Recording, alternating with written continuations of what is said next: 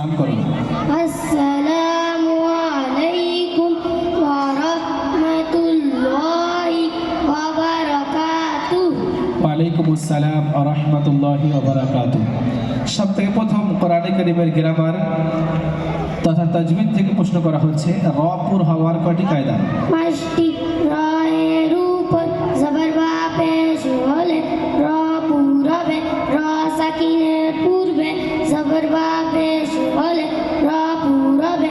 রয়ের উপর দু জবর বা দু পেশ হলে র পুর হবে। র মুশাদ্দাতের উপর জবর বা পেশ হলে র পুর হবে। র সাকিনের পূর্বে কোনো অক্ষর সাকিন হলে এবং তার পূর্বে জবর বা পেশ হলে র পুর হবে। জাযাকাল্লাহু খায়র ওয়া আহসানা জাযা। মাদ্দে মুনফাসিল কাকে বলে? মাদ্দের মুনফাসিল হুরুফের মাদ্দার পর হামজা পরবর্তী শব্দে এলে মাদ্দের মুনফাসিল হবে। এর পরিমাণ 4 আলিফ। মাশাআল্লাহ, জাযাকাল্লাহু খায়র। সূরা কুরাইশ। সূরা কুরাইশ। আউযু বিল্লাহি মিনাশ শাইতানির রাজিম। বিসমিল্লাহির রহমানির রহিম। লিইলাফি কুরাইশ ইলাফিহিম রিহলাতাশ শিতাই ওয়াস সাইফ ফালিয়াবুদু রব্ব হাযাল বাইত আল্লাযী আত'আমাহুম মিন জু' ওয়া আমানাহুম মিন খাউফ। জাযাকাল্লাহু খায়র। এরপরে দ্বিতীয় বিষয় বাচ্চাদের শেখানো হয় দোয়া ও সুন্নাত। ওযুর পূর্বের দোয়া। ওযুর পূর্বে দোয়া বিসমিল্লাহ। পানি পান করার পানি পরের পান দোয়া। পান করার পরে দোয়া আলহামদুলিল্লাহিল্লাযী সাকানা আযমান ফুরাদান বিরহমাতিহি ওয়া লাম ইয়াজআলহু মিলান উজাজান বিযুনুবিনা। জাযাকাল্লাহু খায়র। তৃতীয় বিষয় বাচ্চাদের শেখানো আকাইদ এবং তার সঙ্গে নামাজ, মাসলা মাসাইল এবং আসমায়ে হুসনা। কালিমায়ে তামজিদ।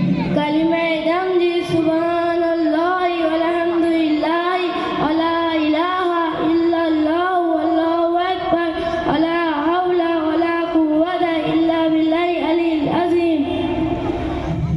নামাজের পরের দোয়া। নামাজের পরের দোয়া আস্তাগফিরুল্লাহ আস্তাগফিরুল্লাহ আস্তাগফিরুল্লাহ আল্লাহুম্মা আনতাস সালাম ওয়া মিনকাস সালাম তাবারাকতা ইয়া যাল জালালি ওয়াল ইকরাম আল্লাহুম্মা ইন্নী আলা যিকরিকা ওয়া শুকরিকা ওয়া হুসনি ইবাদাতি। দোয়ায়ে মাসুরা। দুআয়ে মাসুরা আল্লাহুম্মা ইন্নী যালামতু নাফসি যুলমান কাসীরা ওয়া লা ইয়াগফিরুয যুনুবা ইল্লা আনতা ফাগফিরলি ফাগফিরাতান মিন ইনদিকা ওয়ারহামনি ইন্নাকা আনতাল গফুরুর রহিম। চতুর্থ বিষয়ে বাচ্চাদের ইসলাম সংক্রান্ত প্রশ্ন উত্তরের মাধ্যমে শেখানো হয় কোরআনে কারীম কত বছরে অবতীর্ণ হয়েছে? কুরআনে কারীম মোট 23 বছরে অবতীর্ণ হয়েছে। সর্বপ্রথম কোন সাহাবী আজান দিয়েছিলেন? সর্বপ্রথম হযরত বিলাল রাদিয়াল্লাহু আনহু আযান দিয়েছিল। কোন কোন মসজিদে নামাজ পড়লে সব থেকে বেশি সওয়াব পাওয়া যায়? মসজিদে হারাম, মসজিদে নববী, মসজিদে আকসার নামাজ পড়লে বেশি সওয়াব পাওয়া যায়।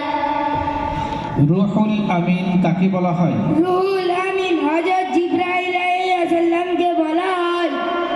সর্বশেষে আমাদের বাচ্চাদের শেখানো হয় আরবি ও উর্দু ভাষা।